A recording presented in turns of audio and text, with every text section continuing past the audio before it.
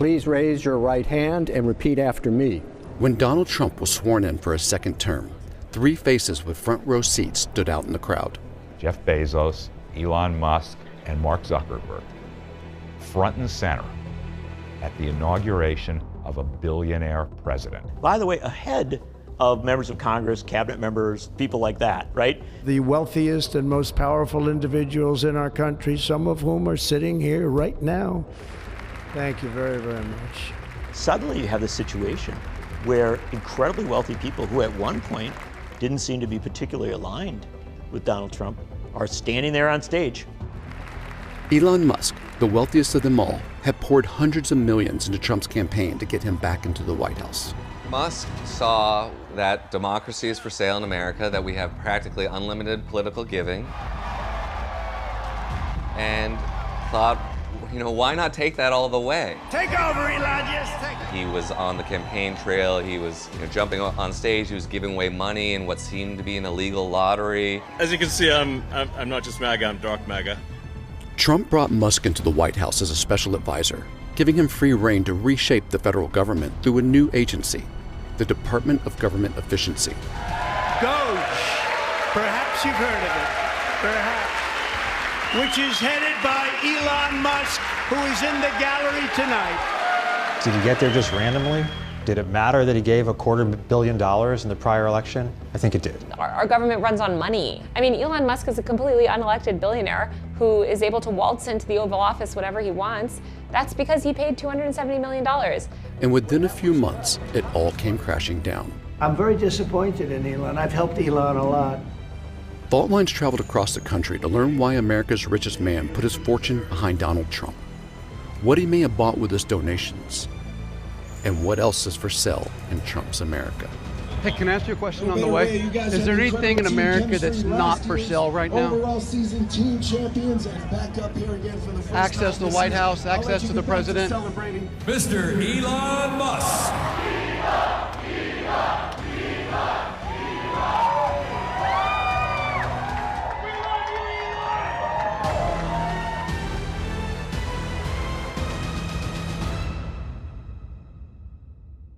We are witnessing in real time the most corrupt bargain in American history. And now Donald Trump is turning over the keys to the Treasury and the rest of the federal government to Elon Musk. They do want to provide huge tax breaks and big giveaways to the wealthiest in America at the expense of everybody else in America. Are we going to let that happen? Elon Musk has got to go. We're about 2 weeks into Trump's second administration, and the protests are happening. Thousands of people have poured out to the Capitol here this morning. One interesting thing, though, what's different in this administration than the last administration is here you don't see that many signs protesting Trump, but far more protesting Musk. In the opening months of the Trump administration, Musk and his team at Doge announced over 200,000 job cuts from the federal government. This is the chainsaw for bureaucracy. Chainsaw! In what could be one of the largest mass layoffs in American history, they attempted to shut down entire departments within the government. I mean, we're trying to get good things done, but also have a good time doing it. First launch of this big rocket coming up soon. Yeah. It's a stunning reversal for an entrepreneur who received over $38 billion in federal funding over the years. It's terrific. Thank you very much. How's the car doing? It's doing great, actually. Yeah? How do you split your time between car and rocket? And who was at one time seen as a champion of progressive causes. So when you first started working with Musk, he was actually seen as very liberal, right? I mean, he was supporting a number of what would be liberal organizations. He was giving money to anything from the League of Conservation Voters to the NRDC, National Resources Defense Council, to the Sierra Club in very large sums, to the ACLU also in very large sums. That was really important to him at the time. I think it's probably still important to him, but he has a sort of different take on it now than I do. Rohan Patel joined Tesla in 2016, straight from the Obama White House, and spent 8 years working directly with Musk. When Obama took office, you really started having this back and forth of personnel moving between DC and Silicon Valley in a revolving door kind of manner that you've seen in other industries with very little protest or second thought. Tech was seen at that time as quite a positive. Oh, you're going to work for Facebook, or you're going to work for Google. You're going, almost in some ways like you're going to do something good for the world. It was a pivotal period during which Tesla and other Silicon Valley tech companies' values rose enormously. But after the election of Donald Trump in 2016, their relationship with the Democratic Party began to fracture. And that was a big mistake. And it was my mistake. And I'm sorry. You started to see a lot of people in Congress blaming Facebook for Trump's rise to power. People started to wake up. And so you saw what was called the techlash. And basically, these billionaires who had at that point amassed mass amounts of unchecked wealth started to be looked at a little bit more critically. And they did not like that. In 2020, when COVID restrictions forced his factories to close, Musk railed against government overreach on Joe Rogan's podcast. Yeah, my opinion is if somebody wants to stay home, they should stay home. And if somebody doesn't want to stay home, they should not be compelled to stay home. I do think that COVID itself broke his brain. And you started to see Elon Musk do a bit of a heel turn because he was no longer the hero of the left. Did you see a change in Elon's politics while you were with him? Yeah, big time. Now, some of that was cultural, some of that was Twitter, getting down some of these Twitter rabbit holes. I think some of it was Joe Biden. In 2021, President Biden famously did not invite Musk to an electric vehicle summit at the White House, reportedly because of Tesla's history of fighting union efforts. They're a vision of the future that is now beginning to happen. Biden had sort of a personal dislike of Musk and of a lot of these kind of tech billionaires, and Musk took the rejection or the lack of invitation to this White House EV summit very personally. For God's sakes, you're not including the EV leader in the world, not even just in America, in an EV summit on the South Lawn. His political evolution played out in real time over thousands of tweets, each one garnering an immediate response from his growing number of followers. Anytime he would say something that pushed Democrats away, there was an immediate embrace online. By 2021, he was already spreading anti-LGBTQ propaganda, feeding into the groomer panic, and you could see that he was radicalized. Musk became fixated on the idea of a woke mind virus threatening Western civilization. The woke mind virus is something very real to Musk. It's a term that he uses broadly, and it seems to describe any sort of identity politics or kind of social or political idea that is beyond the pale for him. But it comes from somewhere very personal, I think. So my son Xavier is dead, killed by the woke mind virus. So when Musk's daughter came out as trans, he took it very badly. He told the celebrity psychologist Jordan Peterson, the woke mind virus killed my son. All right, so I vowed to destroy the woke mind virus after that. This is something he is obsessed with and has thought about, and that comes from a real place. And it might be his most kind of developed or specific political idea, actually.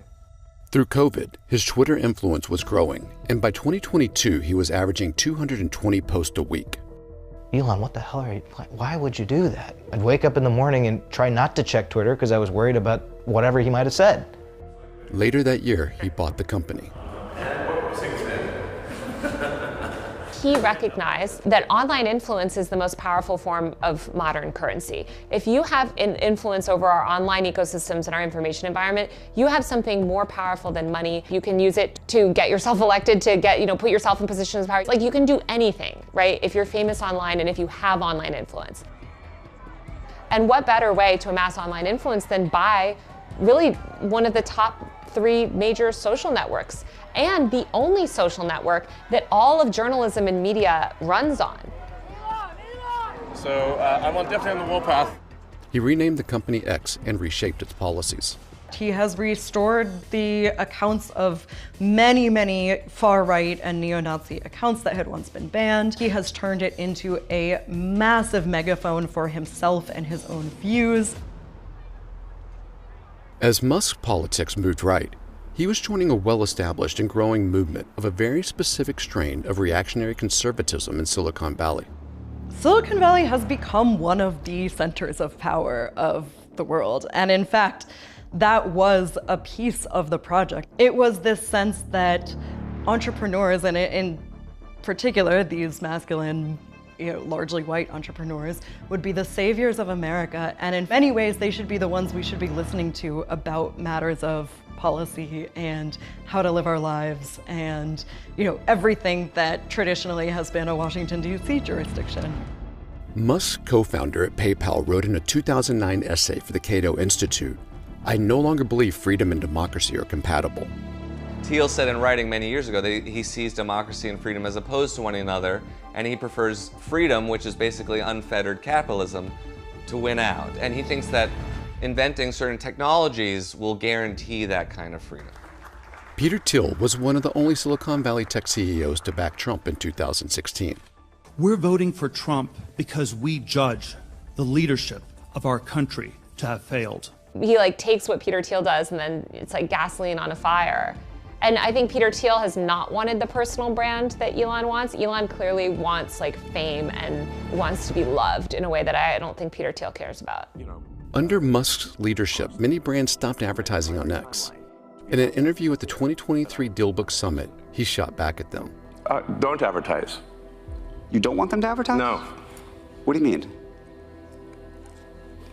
If somebody's going to try to blackmail me with advertising, blackmail me with money, go f yourself. I think this plays a lot into the reactionary politics of victimhood that Musk and a lot of his peers have kind of developed and acquired over the last 5 to 10 years. And this was another one of those pivot points or data points in that mainstream liberals and the establishment was rejecting them. It wasn't just Musk. The tech industry as a whole became hostile toward the Biden administration for an agenda they perceived to be anti-tech. They felt like the Biden administration was in their way, and that whether it was just in the form of criticism from government officials or these restrictions over COVID, the government was not really letting the tech industry be free to innovate and do whatever they wanted to do. I think that the tech industry aligned themselves with liberalism, neoliberalism, when it would help them, because they knew that if they didn't, it would affect their profit. Now they can just go mask off. In the past decade, no group has gotten richer or gained more billionaires than the planet's tech moguls. As a group, they're the wealthiest of all, worth a collective $3.2 trillion, transcending the norms of wealth, and now, more importantly, power.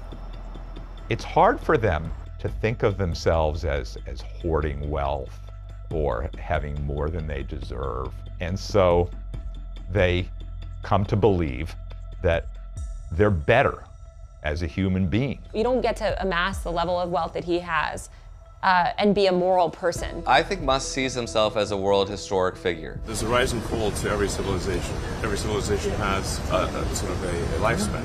He talks about wanting to go to Mars, or at least leading people to Mars. It's unclear if Musk himself will make the trip. That is the gateway to the heavens. Which, from a certain perspective, can sound very